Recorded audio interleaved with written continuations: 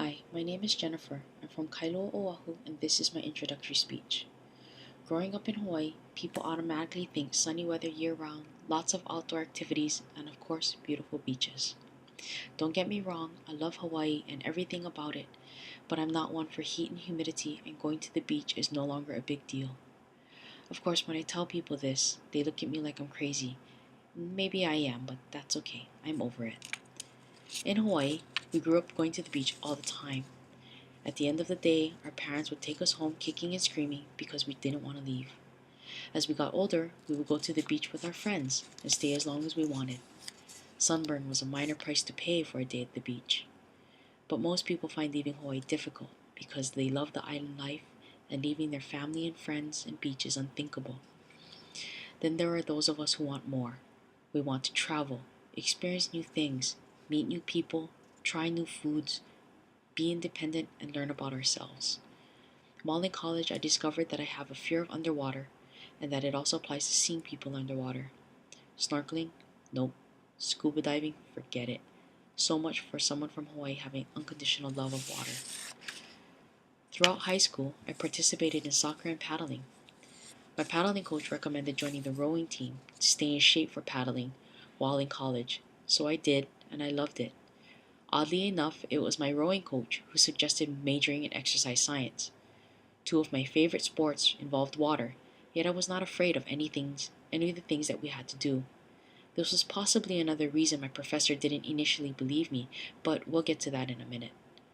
I never would have thought I could be afraid of anything involving water, but then again, how could I have ever known when it never bothered me before? It took me going to college to discover my specific fear of water, and even if it was in a roundabout way, it still happened nonetheless. Although my fear has decreased substantially over the years, it's still there. I left Hawaii for college in hopes of finding independence. What I found was just that, but I also learned about the diversity of others, various perspectives, and the potential of myself. I went to college in Omaha, Nebraska, to Creighton University. This university is very far from any significant body of water, but I chose Creighton because of their medical school program. The course of study I entered, as mentioned before, was exercise science, which is a good precursor for medical school. We studied things like anatomy, physiology, biomechanics, and lab methods. In lab methods, we had our lectures, but we also had our lab time, which was required to do tests on volunteers. Tests like the treadmill maximum, the McArdle step test, and the body composition tests, which included underwater weighing. Underwater weighing is when you sit on a tiny seat connected to a scale, exhale as much air as possible, and then completely submerge yourself underwater. We use this to calculate a pretty accurate percentage of body fat a person may have. Studying and reading about it are completely different than actually seeing it happen. Watching it for the first time spurred a reaction in me that I was not expecting. My heart started racing and I began to hyperventilate. I stepped out of the tank room and began to feel better. When I spoke to my professor about it, she looked at me like I was crazy. It was probably because she knew I was from Hawaii and could not imagine that I was afraid of water. She told me I needed to see a counselor for help, and so I did.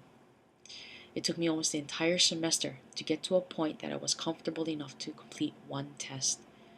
Towards the end of the semester, my professor made a comment that she finally realized I wasn't lying because no one would carry on a lie for that long.